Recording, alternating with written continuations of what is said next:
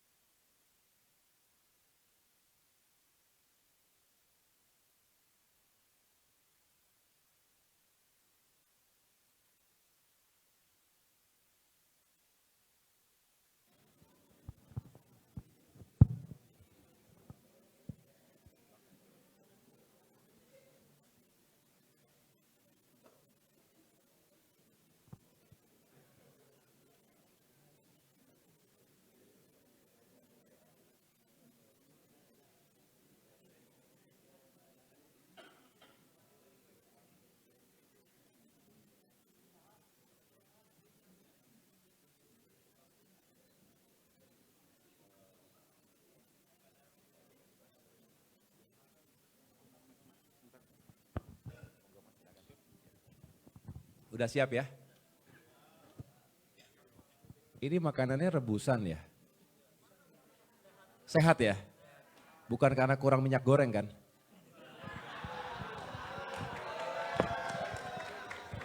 Mulainya udah begitu mulainya. Baru mulai. Ini santai ya, santai aja ya. Kita santai tapi insya Allah penuh dengan gagasan. Baik, kita mulai ya teman-teman. Assalamualaikum warahmatullahi wabarakatuh. Selamat siang, salam sejahtera untuk kita semua. Shalom, Om Swastiastu, Namo Buddhaya, salam kebajikan. Yang sama-sama kita cintai dan banggakan, Bapak Anies Baswedan. Boleh, kalau boleh saya menyampaikan Mas Anies supaya lebih akrab. Tepuk tangan untuk Mas Anies teman-teman sekalian.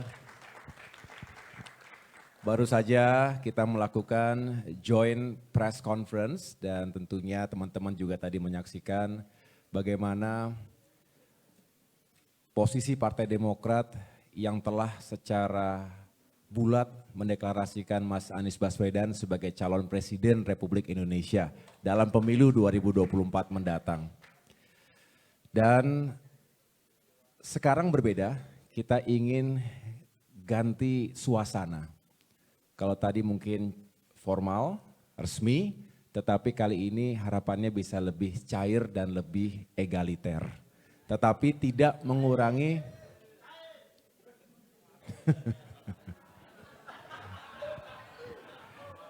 itu siapa tuh ya? Oke.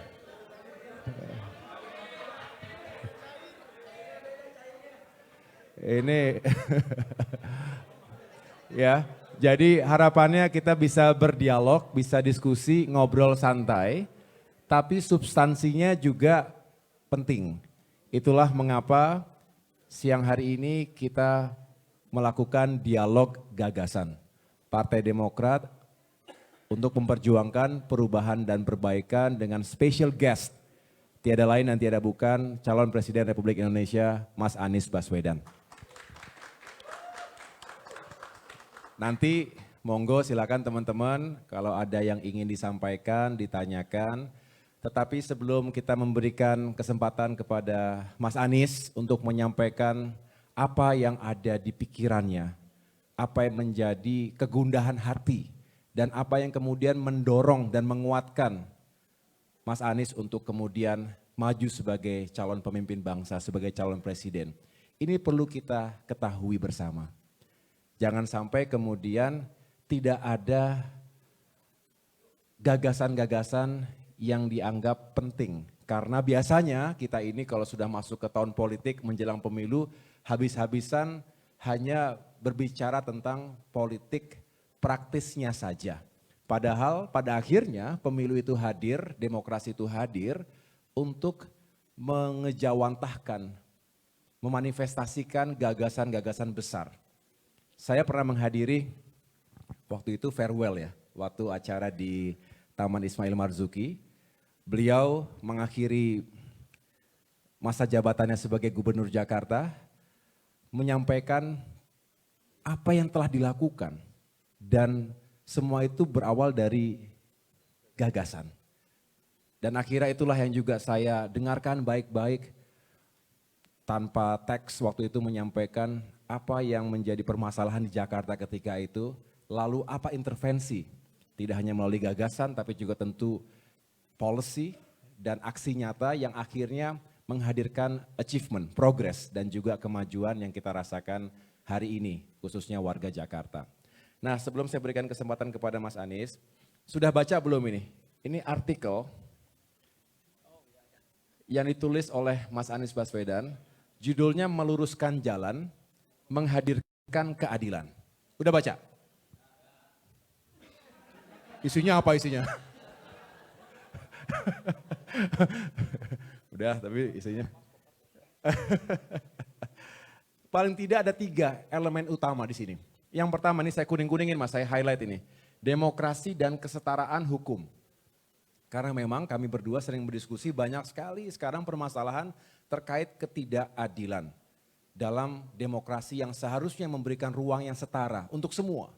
Kita juga tahu injustice is the mother of all problems. Ketidakadilan sumber masalah bangsa kita. Kemudian bicara tentang bagaimana demokrasi tidak boleh dianggap akan hadir selamanya, taken for granted, harus diperjuangkan dan dirawat. Lalu yang justru menjadi sangat fundamental hari ini di bagian kedua dalam tulisan ini, ekonomi untuk semua. Nah ini yang juga selalu kami dengarkan, saya baru saja landing tadi malam dari Mamuju, Sulawesi Barat, sebelumnya dari Palu, Sulawesi Tengah, dan Mas Anies juga luar biasa, Masya Allah luar biasa. Keliling Indonesia menjumpai bukan hanya ribuan, belasan bahkan puluhan ribu masyarakat yang memang ingin sama-sama memperjuangkan perbaikan, perubahan dan perbaikan untuk negeri kita. Utamanya karena kehidupan ekonomi, daya beli yang menurun, harga-harga yang naik, sehingga bisa dikatakan kehidupan rumah tangga juga sangat berat akhir-akhir ini. Ini perlu intervensi kebijakan dan prioritas yang tepat. Kita ingin dengarkan bagaimana Mas Anies melihat economy for all. Bukan hanya untuk segelintir orang, hanya untuk segelintir kalangan saja. Apalagi kalau yang miskin makin miskin dan kita seperti diam saja tidak melakukan apapun. Dan yang terakhir di sini ada yang saya sangat suka, masyarakat guyup dan sejahtera. Jadi teman-teman sekalian kita tahulah, seringkali politik itu menghadirkan perseteruan, tetapi jangan sampai menjadi permusuhan. Nah kita ingin Indonesia juga semakin hidupnya rukun, toleransi itu menjadi bukan hanya norma tapi juga menjadi keyakinan bahwa bagaimana Indonesia bisa survive sampai kapanpun hanya karena kita bisa hidup toleran dan juga harmoni di antara perbedaan dan juga di atas keberagaman yang kita miliki. Kalau hidupnya guyup, sejahtera, kita semua happy, kita semuanya insya Allah Indonesia seperti yang kita sering deklarasikan bersama, menjadi negara yang maju, Indonesia Emas 2045, mudah-mudahan bukan hanya menjadi mimpi besar tapi juga bisa kita capai bersama. Tidak berpanjang lebar, lebih baik kita mendengarkan langsung apa yang ingin diperjuangkan oleh Mas Anies Baswedan. Tentu kami Partai Demokrat, saya sendiri juga akan terus berusaha untuk melengkapi, menguatkan dan mudah-mudahan tujuan itu bisa kita capai bersama-sama. Terima kasih. Silakan Mas Anies. Mas Ahe yang saya hormati, saya banggakan, terima kasih. Assalamualaikum warahmatullahi wabarakatuh. Selamat siang teman-teman jurnalis yang saya hormati. Alhamdulillah Mas Ahe, siang hari ini kita dapat kesempatan untuk ngobrol santai terkait tema yang sebetulnya substansial. Dan tepat sekali apa yang dikerjakan oleh Pak Ketum bahwa ketika kita bersama-sama memulai sebuah perjalanan bersama, maka yang digelar adalah percakapan gagasan. Yang digelar hari ini percakapan gagasan ke depan. Karena memang sesungguhnya republik ini didirikan dengan gagasan.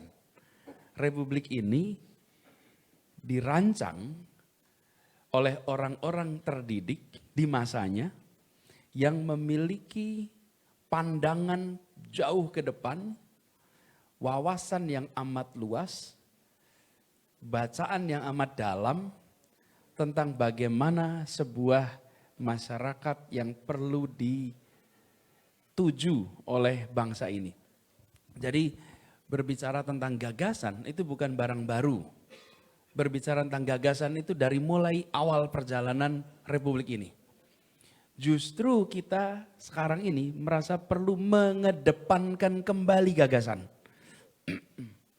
Karena seakan-akan dalam periode yang cukup panjang kita tidak banyak berbicara tentang gagasan. Nah, ini sebuah forum yang luar biasa. Terima kasih Mas AHY bahwa dikhususkan berbicaranya tentang gagasan. Nah, saya jadi mau cerita sedikit tentang Jakarta. Kami selalu mengatakan prediktor terbaik untuk masa depan adalah rekam jejak masa lalu. Kebijakan yang dilakukan kemarin itulah prediktor untuk kebijakan yang dilakukan ke depan. Kami kemarin ketika mendapatkan amanat di Jakarta, maka semua kegiatan yang kita lakukan di Jakarta itu memiliki 3 fase. Satu adalah gagasan, diturunkan menjadi kedua narasi. Narasi diterjemahkan ketiga menjadi karya.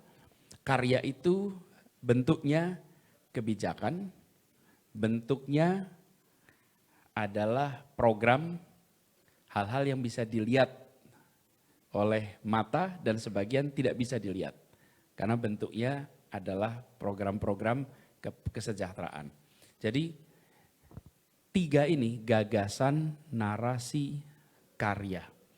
Gagasan itu tidak muncul dari perenungan. Gagasan tidak muncul dari meditasi. Gagasan muncul dari interaksi. Interaksi dengan problematika yang ada di masyarakat.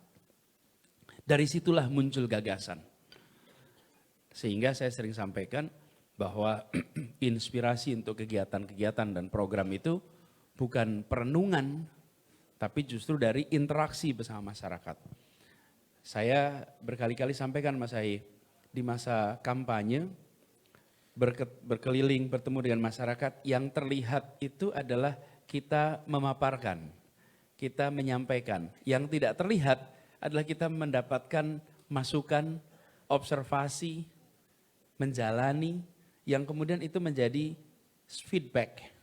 Karenanya saya sering sampaikan perjalanan ini seperti perjalanan spiritual.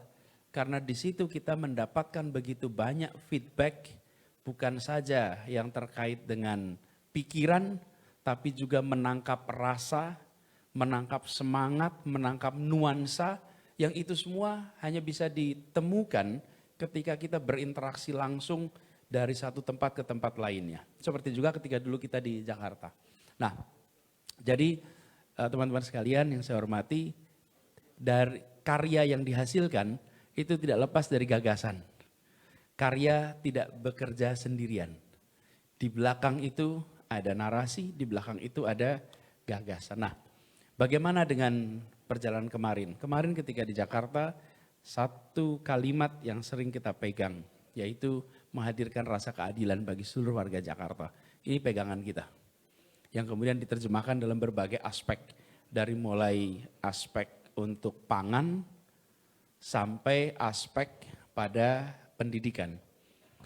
Dari aspek geografis, wilayah yang berada di daratan Jakarta, dan wilayah yang berada di kepulauan, sampai kepada aspek usia mereka yang berusia lanjut dengan mereka yang berusia balita. Ini adalah range masyarakat yang harus kita jangkau semuanya. Nah, jadi dengan dasar itulah, maka ke depan, tadi sudah disampaikan sebetulnya sama Mas Ahaye, 3 butir utama ini Mas. 3 butir utama gagasan. Dan kalau kita lihat konteksnya, saya beri konteks globalnya dulu. Dunia sekarang itu mengalami 3 tantangan besar dunia nih. Dan Indonesia adalah warga dunia nomor 4 terbesar. Jadi kita ini pelaku raksasa di dunia. Satu adalah tentang sustainability, environmental challenge, climate change, itu nomor 1. Yang kita hadapi di seluruh dunia. Kita menyadari global warming ini telah membuat suhu global ini meningkat bisa sampai 3 sampai 3,5 derajat Celcius. Sebabnya banyak, kita tidak analisa ke situ. Kemudian problem kedua adalah kesenjangan ekonomi. Gap antar negara sudah makin tipis gapnya, tapi gap di dalam negara mengalami pelebaran. Ini fenomena dunia. Yang ketiga adalah pendewasaan demokrasi. Ini 3 masalah yang kita hadapi di berbagai tempat di dunia. Nah, saya tidak ingin membahas di situ, tapi kita beroperasi di dalam lingkungan hidup yang ada masalah, dalam ketimpangan yang kita juga punya problem, dan yang ketiga di dalam maturing demokrasi, menjaga kematangan demokrasi. Apa PR kita? Ada banyak.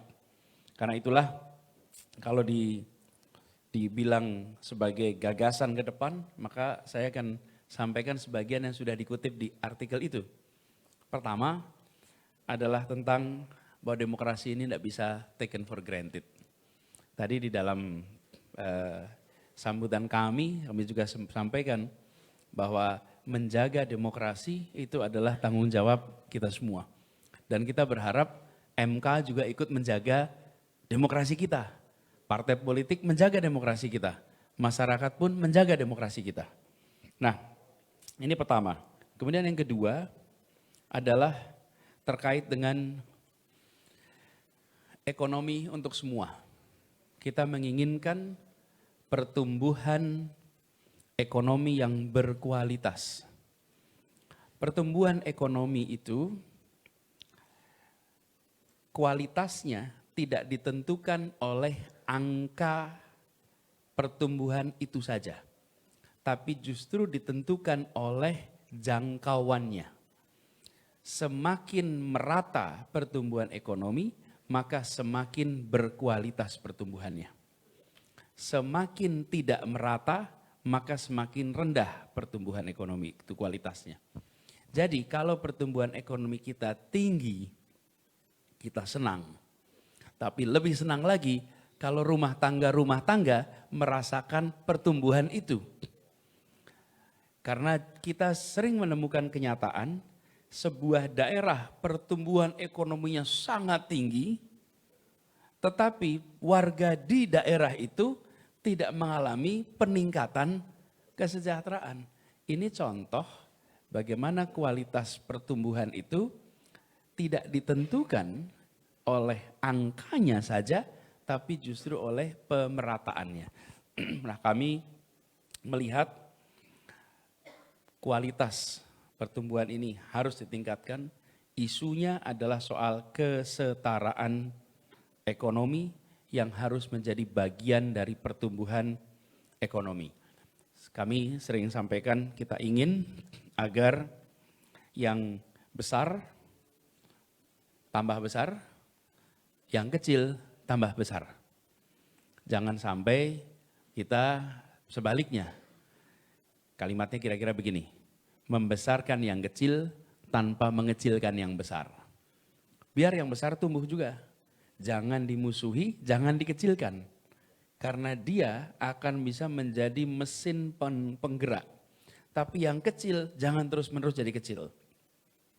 Kemudian di dalam aspek ini kami melihat perlunya pertumbuhan ekonomi yang memperhitungkan dengan serius kondisi ekologi. Ekonomi dan ekologi berasal dari akar kata yang sama. Yang satu oikos nomos, yang satu oikos logos. Dan ini harus kembali bersinambung. Karena itu kita merasa penting secara serius menempatkan ekologi sebagai bagian penting dari peningkatan kesejahteraan, peningkatan kondisi perekonomian. Kita mengalami betapa pertumbuhan ekonomi tinggi, tapi kerusakan lingkungan tinggi, ujungnya masyarakat mengalami penderitaan. Kemudian yang ketiga adalah masyarakat yang guyup, masyarakat yang sejahtera, dan guyup ini bagi bangsa kita memang amat penting. Kita memiliki keragaman yang luar biasa.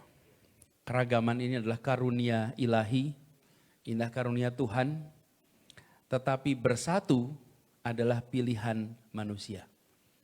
Kita yang harus menentukan, kita yang harus mengikhtiarkan. Kalau beragamnya, itu sudah otomatis. Karena itu saya sering sampaikan, latar belakang itu tidak bisa dipersatukan. Karena latar belakang kita berbeda-beda.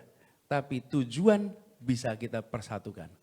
Tujuan kita adalah menghadirkan rasa keadilan, dan karena itu keragaman harus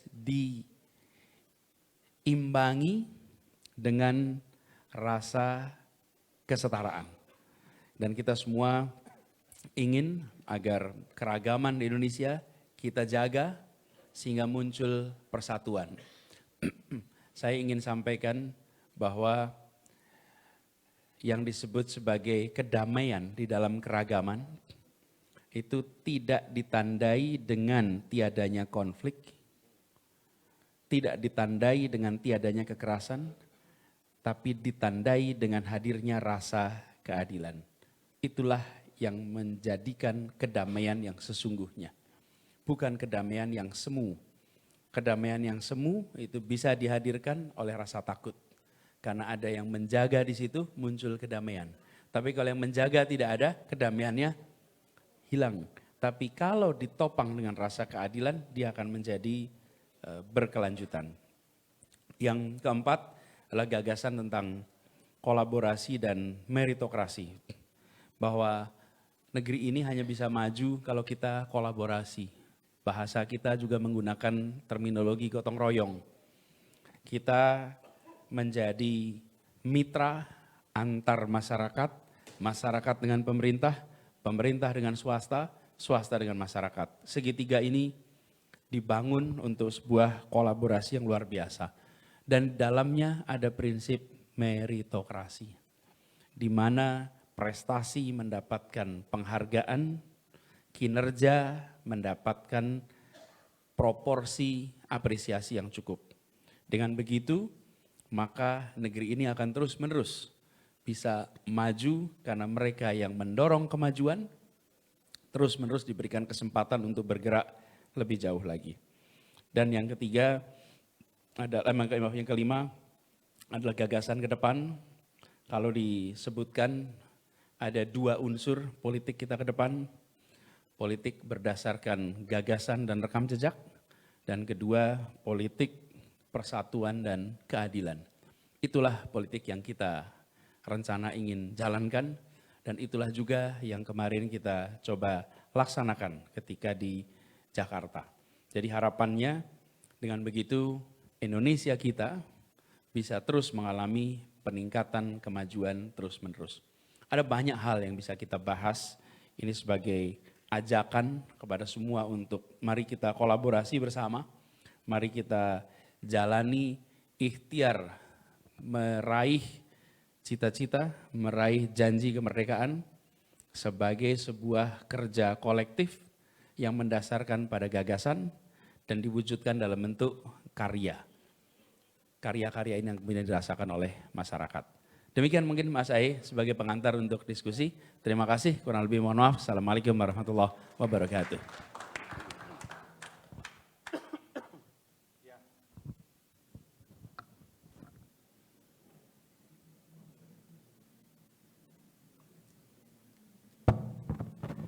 Terima kasih Mas Anies yang telah menjelaskan, mengelaborasi pikiran-pikiran besar, gagasan-gagasan besar. Walaupun sebetulnya prinsipnya sudah dijalankan dengan baik selama beliau memimpin Jakarta. Hanya tentu skopnya akan diekstrapolasi menjadi Indonesia secara keseluruhan. Bicara Jakarta sebagai sebuah miniatur Indonesia penuh dengan keberagaman, kompleksitas, dinamika, tidak pernah tidur. Tetapi bicara Indonesia tentu kita juga sangat meyakini betapa besarnya negeri kita dengan berbagai tantangan dan permasalahan, tetapi juga begitu banyak peluang dan potensi yang bisa kita kapitalisasi bersama untuk kemajuan negeri dan juga kesejahteraan rakyat. Jadi apa yang tadi disampaikan oleh Mas Anies ini merupakan prinsip-prinsip yang sangat mendasar, yang sangat fundamental, yang bagi pemimpin siapapun menurut saya jika mengaplikasikan spirit ini, insya Allah bisa sukses dan bisa mencapai progres yang nyata. Rasanya lebih baik kita langsung saja kepada teman-teman jurnalis. Ini sudah seratusan orang yang hadir ini Mas Anies. Dari berbagai media mainstream tentunya ya, stasiun televisi, kemudian juga media online, dari radio, dan lain sebagainya. Yang jelas ini kredibel semuanya Mas, nggak ada yang abal-abal di sini. Bisa dipertanggungjawabkan. Tentunya kita ingin juga menghadirkan gagasan-gagasan, harapan-harapan atau aspirasi, bahkan pertanyaan yang ingin diutarakan pada forum ini. Kami persilahkan, nanti mohon teman-teman bisa menyampaikan nama dan dari mana medianya. Silakan, Mas Zaki bisa membantu saya untuk, oke.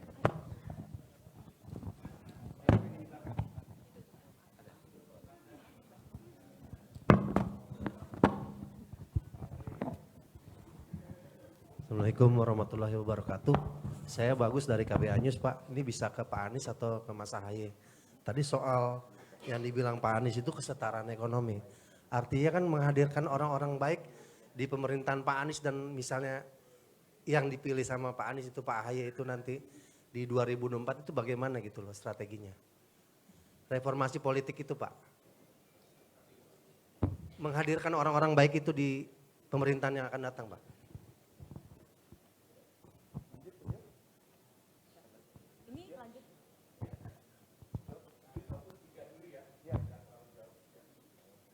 Izin Pak, Rio dari CNN TV. Tadi mendengarkan apa yang dijelaskan oleh Pak Anies, saya fokus kepada pendewasaan demokrasi ya Pak. Kalau yang ingin saya tanyakan, apa yang kemudian bisa digarisbawahi oleh Pak Anies dalam perkembangan demokrasi kita hari ini Pak? Karena kan kalau kita lihat sebenarnya hari ini masyarakat bebas berbicara, bebas berekspresi begitu. Tapi satu problem yang kita hadapi sekarang adalah bagaimana suara itu tidak diimplementasikan dalam sebuah kebijakan. Termasuk dalam ketika kita mengesahkan KUHP itu juga mendapat sorotan yang begitu kritis dari global begitu Pak. Nah, dari pendewasaan demokrasi ini tentu itu menjadi sebuah gagasan yang baik. Tapi kemudian kita ingat bahwa ini dalam politik, gagasan yang baik itu juga dapat dipandang oleh lawan politik ini menjadi sebuah hal yang berlawanan begitu Pak. Nah artinya yang ingin saya tanyakan bagaimana jika nanti Pak Anies memimpin itu sebagai konkretnya apa yang kemudian kita bisa pegang dalam kebijakan misalkan yang akan Pak Anies bawa dalam pendewasaan demokrasi kita ke depan Pak. Terima kasih. Yang perempuan nggak ada nih? Nggak ada, oke. Nah, ini dari sini dulu deh gantian. Tes.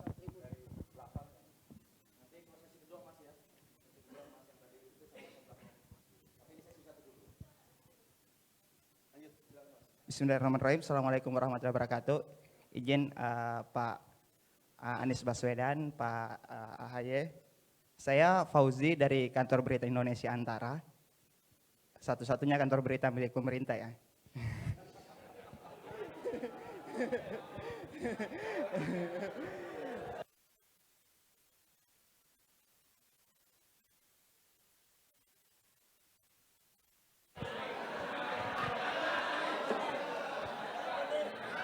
Langsung mati tuh.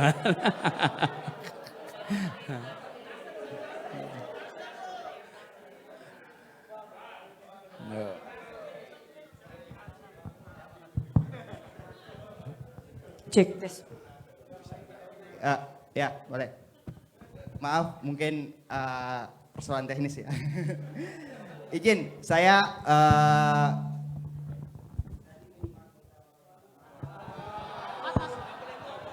kayaknya harus dekat nih. Ya. Jadi saya menyimak beberapa diskusi terkait gagasan-gagasan dari saya panggilnya Kakak Anies Baswedan aja, biar lebih akrab gitu. Gagasan-gagasan tadi saya mencatat begitu banyak gagasan yang terkait dengan ekonomi. Kakak Anda bicara soal menjaga demokrasi, pertumbuhan ekonomi, terus yang berkaitan dengan ekologi dan kolaborasi.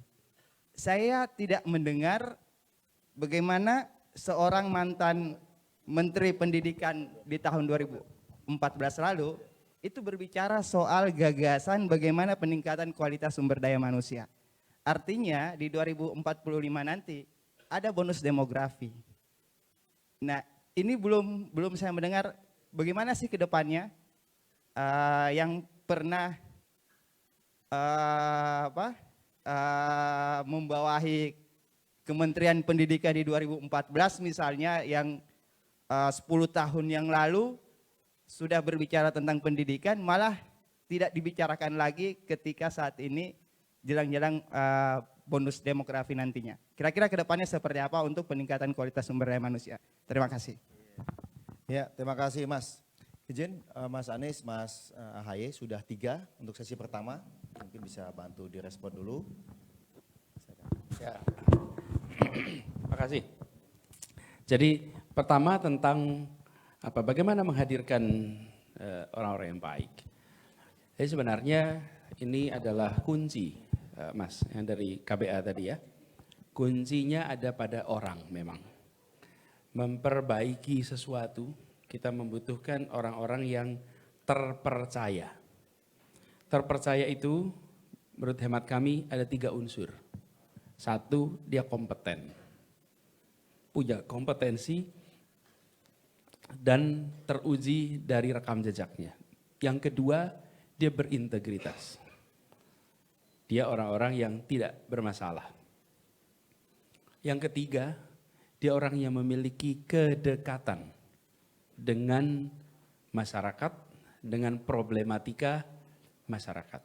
3 unsur ini akan bisa membentuk pribadi terpercaya. Ini yang kemudian menjadi kunci. Nah, kami melihat di dalam perjalanan kerja kita selama ini ketemu dengan begitu banyak orang-orang yang bisa menjadi pribadi terpercaya. Trustworthy, orang bisa dipercaya. Seringkali mereka-mereka yang memiliki 3 ini malah tidak mendapatkan kesempatan untuk negara memanfaatkan kompetensinya, integritasnya, kedekatan masyarakatnya bagi orang banyak. Justru di sini peran negara. Negara harus bisa memberikan ruang kepada mereka agar mereka ikut di dalam pengelolaan urusan-urusan masyarakat supaya dirasakan manfaatnya oleh masyarakat dengan baik.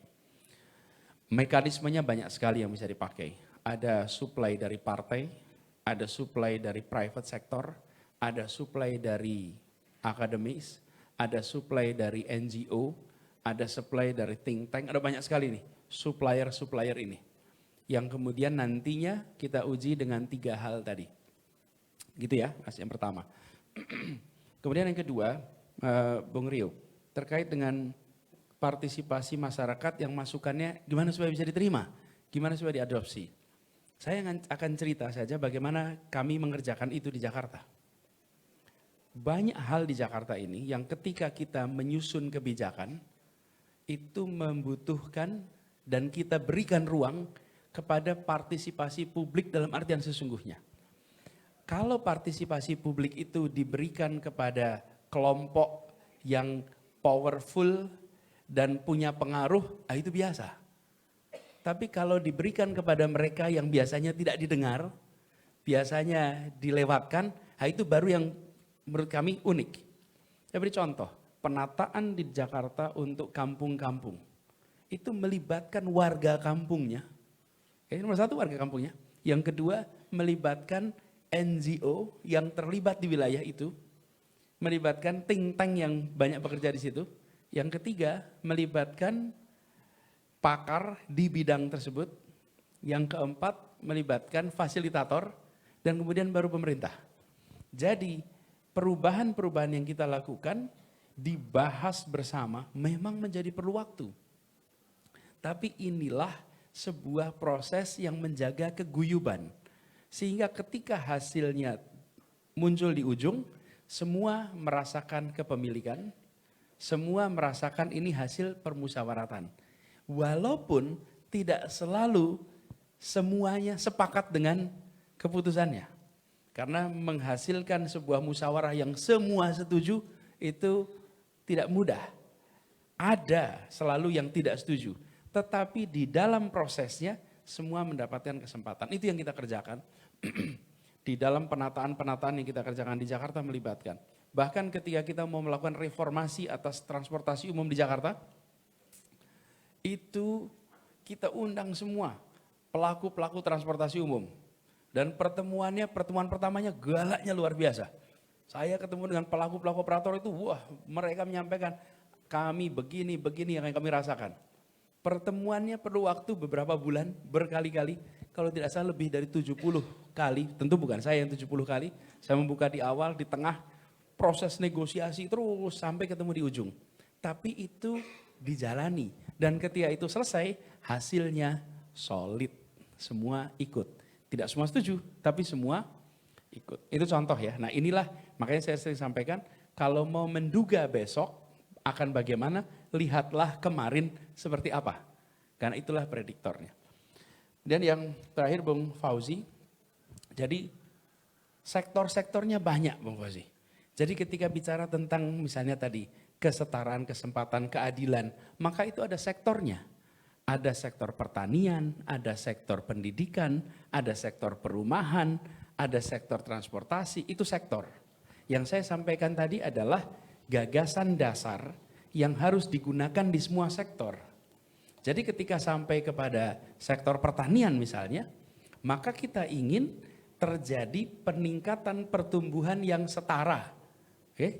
Maka baik petaninya, baik pengelolaan pasarnya, baik end usernya, semua mendapatkan kesetaraan distribusi kesejahteraan. Ketika sampai kepada pendidikan misalnya, maka pendidikan di perkotaan dengan pendidikan di pedesaan ada kesetaraan kesempatan. Di perkotaan pun ada kesetaraan antara mereka yang berasal dari keluarga berstatus sosial ekonomi tinggi dengan mereka yang berstatus sosial ekonomi rendah. Jadi yang tadi saya sampaikan adalah gagasan-gagasan fundamental yang itu digunakan di dalam setiap sektor. Jadi ketika saya mimpin Jakarta kemarin, ini boleh dicek kepada dinas-dinas, saya sampaikan kepada semua, kita berada di sebuah gedung, namanya Balai Kota itu, yang jaraknya hanya 1 kilometer dari tempat pembukaan Undang-Undang Dasar 45 disepakati, namanya Gedung Pancasila. 1 kilometer. Dan di pembukaan Undang-Undang Dasar itu dikatakan Republik ini didirikan ujungnya adalah menghadirkan keadilan sosial bagi seluruh rakyat Indonesia. Jadi Dinas Pertamanan, di mana kebijakan yang tidak menghasilkan keadilan?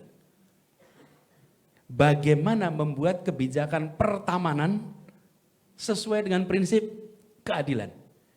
Nah selama ini rupanya kalau bicara pertamanan nggak masukkan unsur keadilan. Ini masuk keadilan.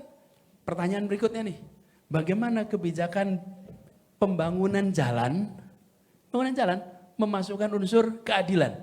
Nah itu yang mau nyusun perencanaan jalan jadi berpikir, gimana ya masukin keadilan? Nah ini perintah Republik menghadirkan keadilan sosial. Jadi semua sektor harus, termasuk sektor pendidikan.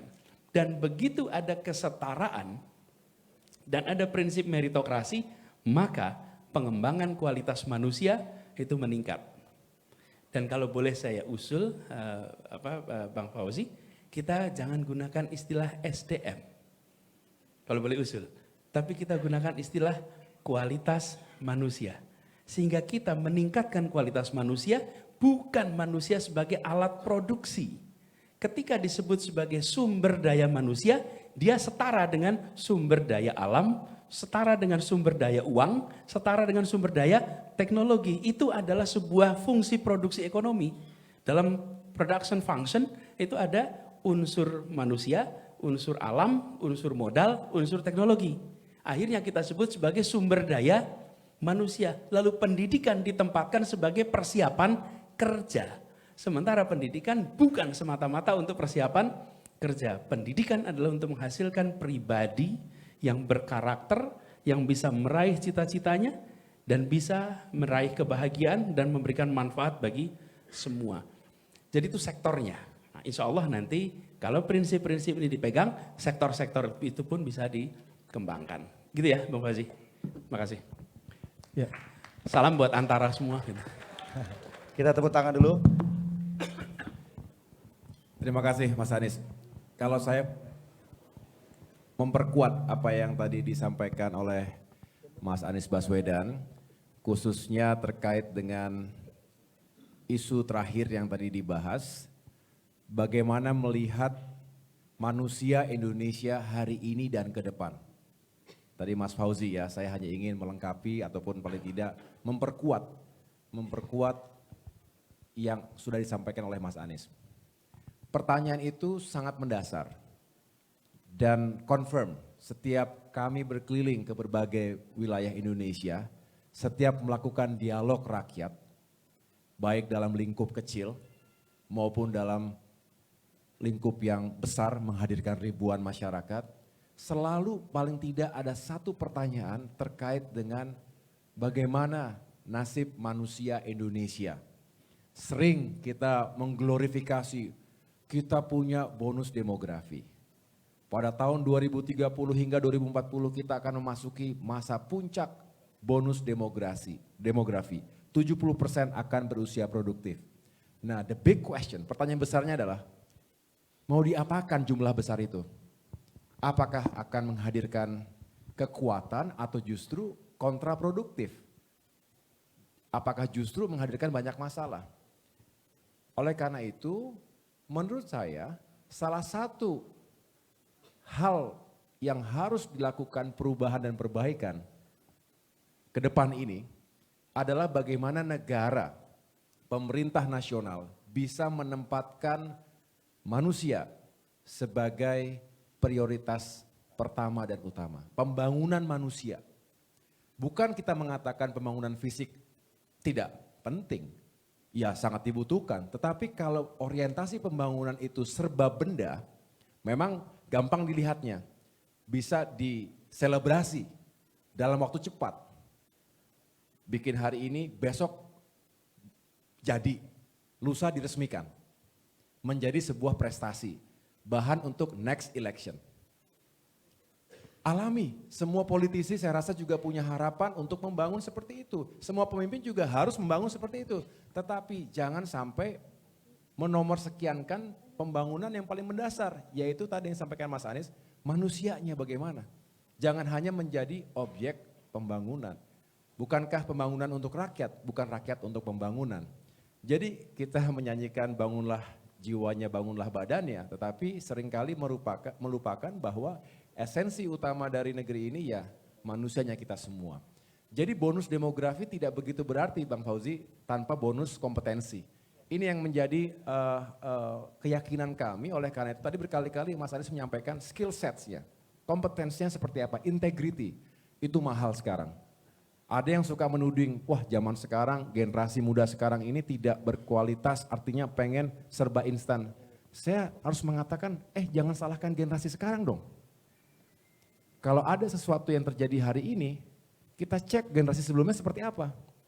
Saya juga termasuk yang membela jangan sampai seolah generasi Z tidak setaf generasi sebelumnya. Generasi Y tidak setaf generasi sebelumnya. Artinya kita saling menyalahkan antar generasi. Padahal keberlanjutan antar generasi itu mutlak.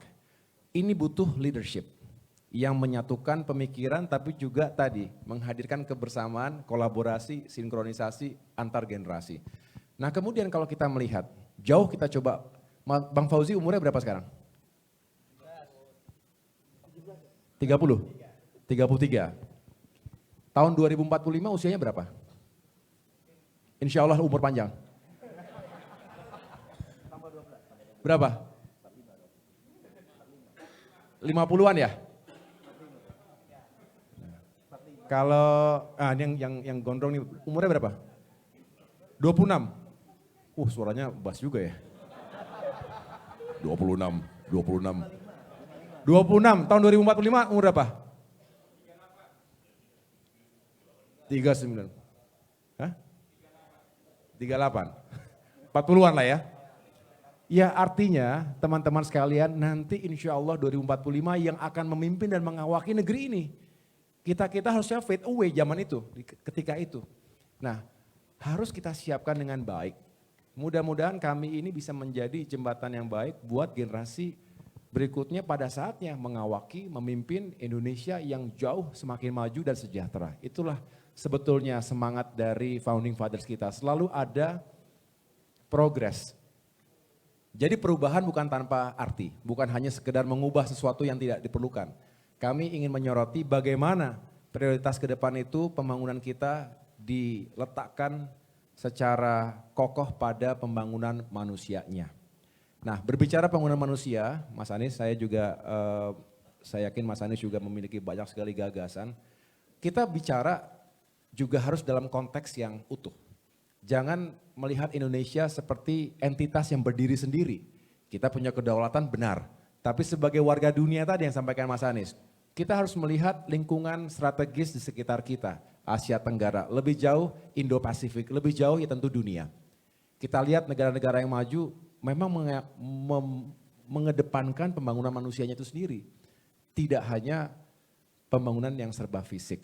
Oleh karena itu jika kita perkuat sektor pendidikan, sektor kesehatan, pengurangan kemiskinan, peningkatan lapangan pekerjaan, menambah kompetens dan juga skill sets dari generasi muda, mudah-mudahan tadi benar-benar menjadi mesin pertumbuhan ekonomi yang sustainable dan juga berkeadilan.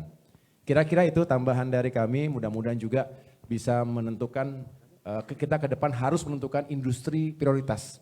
Sehingga bisa diturunkan kira-kira kompetensi semacam apa yang dibutuhkan oleh manusia-manusia kita, generasi muda kita. Demikian Mas Anies, terima kasih. Kalau boleh explore sedikit lagi. Dari pengalaman perjalanan selama ini, gimana respon dan inisiasi yang muncul dari generasi bawah kita terhadap Indonesia ke depan? Iya, sebetulnya secara umum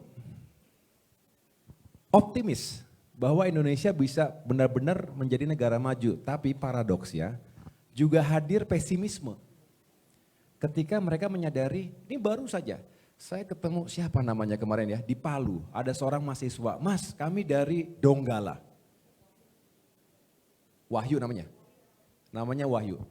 Bagaimana kami mau maju, hanya 3% yang bisa melanjutkan perguruan tinggi. Artinya pendidikan tidak bisa diakses dengan baik oleh seluruh kalangan masyarakat. Ada seorang ibu, Mas anak saya ini berprestasi. Mau 2 kali pertukaran pelajar segala macam kami nggak mampu. Karena dihantam kota Palu ketika 2019 yang lalu ya. 18 tsunami hancur habis sehingga tentu tidak punya kemampuan untuk menyekolahkan anaknya termasuk juga akhirnya potensi yang dimiliki juga bisa dikatakan begitu saja, sia-sia begitu saja. Jadi cerita-cerita semacam ini Mas Anies memang banyak sekali, harapannya adalah ke depan tentu semakin terbuka dan negara juga lebih sabar untuk menginvestasikan segala sumber daya yang dimilikinya untuk pembangunan manusia. Walaupun sekali lagi tidak bisa dipetik dalam waktu 1-2 kali pemilu, mungkin butuh waktu 15 tahun, 20 tahun, tapi pada akhirnya mereka yang punya kualitas itulah yang akan membuat negara kita makin maju. Begitu. Terima kasih Mas. Ya, terima kasih Mas Anies, Mas Ahaye. Izin ini karena waktunya terbatas, karena tadi belum ada yang perempuan, saya lihat Vira ya, Tempo ya. Ya mohon maaf nih, ada duluan di depan ternyata. Vira, Tempo atau Boni nih, silakan nih. Berdua deh memutuskan nih, yang mana nih? Hah? Titip ke aku aja, Mbak. Pendek ya, pendek aja. Izin, ini apakah? Oh nggak oke. Yeay. Satu Vira, satu Boni, tapi tolong pendek aja ya. Selamat siang, Mas Anies, Mas Ahaye. Ini berbicara soal sustainability nih, keberlanjutan. Nah, salah satu hal yang mungkin jadi sorotan juga soal keberlanjutan program kerja dari pemimpin sebelumnya. Langsung saja kita sebutkan programnya IKN nih, Mas Anies dan juga Mas Ahaye. Sebenarnya pandangan dari Mas Anies dan Mas Ahaye sendiri terhadap proyek ini itu seperti apa sih? Karena kan muncul pertanyaan begitu, apakah akan dilanjutkan, apakah tidak, dan kalau tidak dilanjutkan itu berarti jadi antitesa dan sebagainya. Mungkin bisa di-clarify di forum ini begitu oleh Mas Anies dan juga Mas Ahaye. Kemudian sekaligus dikit lagi ya Bang Zaki, soal meritokrasi nih Mas Anies. Itu great vision gitu, cuman dalam praktiknya, dalam realitanya Mas Anies akan dihadapkan dengan berbagai rintangan, mulai dari mungkin partai-partai pengusung Mas Anies yang punya kepentingan masing-masing. Nah, gimana kemudian Mas Anies menyelesaikan masalah itu gitu? Kayak apa yang akan dilakukan Mas Anies? What kind of leader you want to be when you become the president of Indonesia? Gitu. Oke Vira, terima kasih. Mas Anies. Lanjut, ini satu terakhir Kompas TV, mohon satu pertanyaan singkat saja karena ada agenda lanjutan nih, soalnya udah agak telat. Makasih. Selamat sore Pak Anies dan Mas Ahaye. Buat Pak Anies, Pak, tadi Bapak bicara soal keberagaman, kemudian sampai hari ini politik identitas selalu menjadi kenangan buruk gitu setiap kita pemilu 2 kali terakhir. Gimana kemudian nanti menjamin politik identitas tidak menjadi alat politik yang kemudian kembali menciptakan kenangan buruk untuk pemilu kita di tahun 2024. Terima kasih Pak Anies.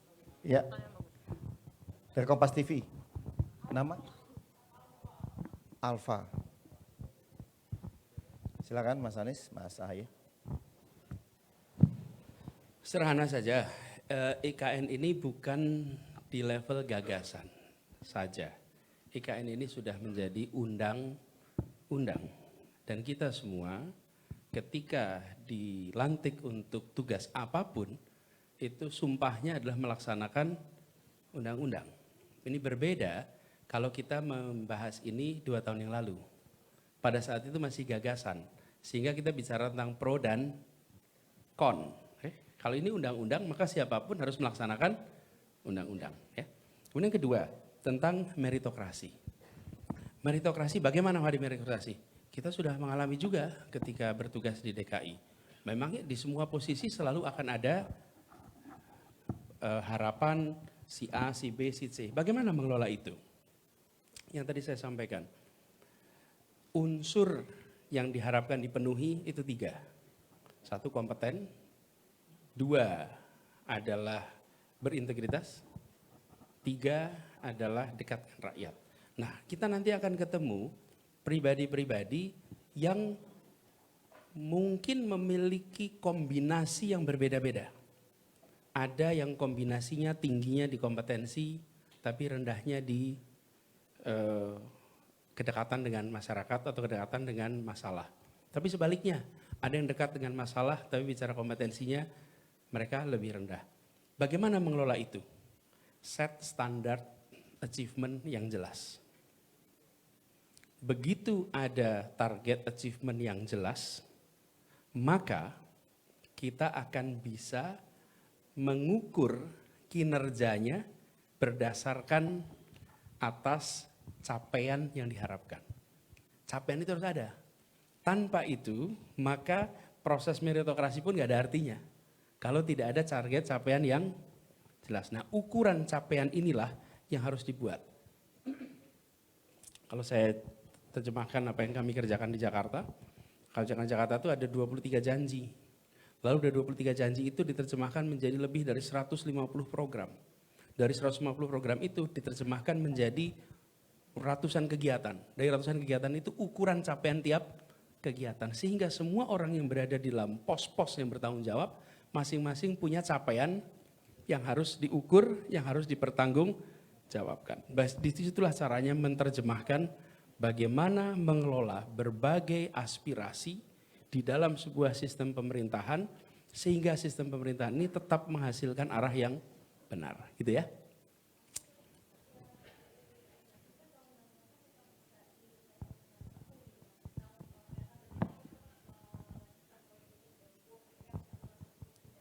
Pada fase ini kita laksanakan undang-undangnya aja dulu.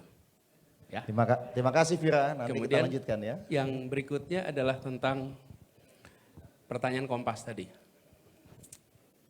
Menurut saya penting bagi kita untuk menyadari bahwa di dalam setiap kontestasi politik pasti ada polarisasi. Tidak mungkin tidak ada di dalam kontestasi itu. Bahkan ada kontestasi yang tanpa orang, tanpa agama, tanpa keyakinan, tanpa suku, mempolarisasi. Misalnya Brexit itu terjadi polarisasi itu di Inggris, padahal nggak ada orangnya. Nah, bagaimana kontestasi ada orangnya? Pasti ada polarisasi. Kalau yang berada di dalam kontestasi itu laki dan perempuan, pasti isu gender yang dominan. Kalau di dalam kontestasi itu adalah suku, Batak, Sunda, Minahasa, Jawa, pasti isu etnis itu muncul. Kalau di pilkada itu antara putra daerah dan putra luar daerah, isu putra daerah muncul. Kalau di dalam pemilu itu antara satu beragama Islam, satu beragama Kristen, pasti isu agama muncul. Jadi itu adalah sesuatu polarisasi yang biasa terjadi. Yang penting, polarisasi itu dijaga. Tidak menjadi friksi, tidak menjadi konflik, apalagi menjadi perpecahan. Nah, media seperti Kompas diharapkan menjaga agar polarisasi tidak diartikan sebagai perpecahan. Tapi kalau setiap friksi, setiap polarisasi disamakan dengan perpecahan, nanti menimbulkan persepsi yang keliru tentang proses politik. Karena di dalam proses politik pasti ada polarisasi. Selama polarisasi, dan polarisasi itu bahasa lainnya itu kutub. Bahasa lainnya kutub itu Kompas. Betul itu. Kenapa? Kenapa saya samain kotak? Karena Kompas itu hanya berfungsi kalau tidak ada kutub di dalamnya. Tapi kalau ada kutub di samping Kompas, maka Kompas tidak lagi menentukan arah. Iya kan? Betul nggak tuh? Coba bayangkan coba. Kalau Anda, ini Kompas K kecil ya, bukan Kompas K besar nih. Ini Kompas K kecil nih. Jadi Kompas K kecil, Kompas itu penentu arah. Dia akan menentukan arah dengan benar bila tidak ada kutub di dalamnya. Atau bila tidak ada kutub di dekatnya. Tapi kalau ada kutub di dekatnya, maka Kompas itu tidak lagi bisa menunjukkan arah. Nah, karena itu penting sekali bagi kita untuk tahu fase ini. Jangan headline nih gitu. Bagaimana polarisasi itu dijaga. Lalu apa yang dilakukan? Bagi yang menjadi pemenang di dalam sebuah kontestasi, dia berkewajiban untuk merangkul semua. Bagi yang tidak berhasil dalam kontestasi, dia menerima hasil. Dengan begitu, demokrasi akan mengalami kemajuan. Tapi kalau yang menang tidak merangkul semua, lalu yang kalah tidak mau menerima hasil, ya demokrasi akan rusak. Nah, bagaimana? Itulah yang kita kerjakan di Jakarta. Yang menjadi pemegang kewenangan harus merangkul semua. Tidak lagi menengok dulu memilih apa. Itu juga yang harus dikerjakan ke depan. Dan itu yang akan dikerjakan ke depan. Gitu ya, terima kasih. Buat angkat semua dari situ. Aku nggak dapat. Siapa punya? Saya menambahkan, bukan menambahkan tentang Kompasnya ya. Saya ingin memperkuat lagi. Kan tugasnya memperkuat kita. Perubahan dan perbaikan intinya begitu. Nah, yang kita bahas sekarang adalah lagi-lagi demokrasi kita yang menurun kualitasnya. Udah deh, kita nggak perlu lagi menggunakan diksi yang lain. Terjadi kemunduran demokrasi di Indonesia. Ini bukan observasi kacangan atau hanya komentar sebagai partai oposisi. Walaupun kami punya hak untuk melakukan observasi juga dan penilaian sekaligus feedback secara konstitusional. Tetapi ini juga menjadi observasi kalangan internasional. Kita juga tidak harus mengatakan apa yang mereka sampaikan dan nilai itu adalah selalu benar. Ya tidak juga harus begitu. Tetapi apa iya sebagai warga dunia kita tidak mendengarkan pandangan dan feedback dari sejumlah negara. Negara barat juga banyak yang kacau demokrasinya hari ini. Amerika Serikat sendiri, negara-negara di Eropa banyak yang nggak bisa jadi contoh demokrasi yang baik. Tetapi kita juga jangan ikut-ikutan kemudian menjadi elemen yang akhirnya makin mundur ke belakang. Bukankah semangat demokratisasi itu tidak akan berakhir sampai kapanpun? Ini yang kita harapkan bahwa demokrasi juga benar-benar dijalankan bukan hanya dengan ukuran-ukuran regularitas kepemiluan. Memang kita setiap 5 tahun sekali melaksanakan pemilu, melaksanakan pilkada. Itu salah satu indikator, tetapi tidak cukup hanya dengan sudah dijalankan pemilu, sudah dijalankan pilkada. Pertanyaannya adalah kualitasnya bagaimana? Apakah benar demokrasi dan pemilu tadi melahirkan pemimpin-pemimpin terbaik, wakil-wakil rakyat terbaik yang bisa membawa perubahan dan kemajuan? Kalau tidak, ya kita harus koreksi. Kita harus melakukan kontemplasi sebagai bangsa agar jangan demokrasi ini makin tidak jelas arahnya. Berbagai kemunduran terjadi akibat merajalelanya politik uang. Yang kedua, akibat tereksploitasinya politik identitas. Dieksploitasinya politik identitas oleh mereka yang punya kekuasaan, yang punya kekuatan, termasuk money power. Dan yang terakhir adalah post-truth politics. Ini sering saya sampaikan, bagaimana politik fitnah menjadi realitas hari ini. Saling lempar hoax, saling lempar hate speech, dan akhirnya tadi yang disampaikan Mas Anies, yang harusnya bisa kita jaga bersama, kontestasi yang penuh dengan dinamika dan juga kompetisi, lalu menjadi permusuhan, apalagi diturunkan sampai ke anak cucunya. Ini semua berbahaya, mari sama-sama saya berharap nih teman-teman media yang kredibel ini kita sama-sama jaga. Jangan sampai demokrasi kita terus menurun kualitasnya, jangan sampai kita terpecah belah. Lalu kita harus juga membangun literasi politik yang baik, terutama bagi pemilih pemula, pemilih muda yang akan menjadi komposisi terbesar dalam pemilu 2024 nanti. Mudah-mudahan kita yang punya tanggung jawab secara moral untuk mencegah perpecahan itu benar-benar bisa menyampaikan suaranya.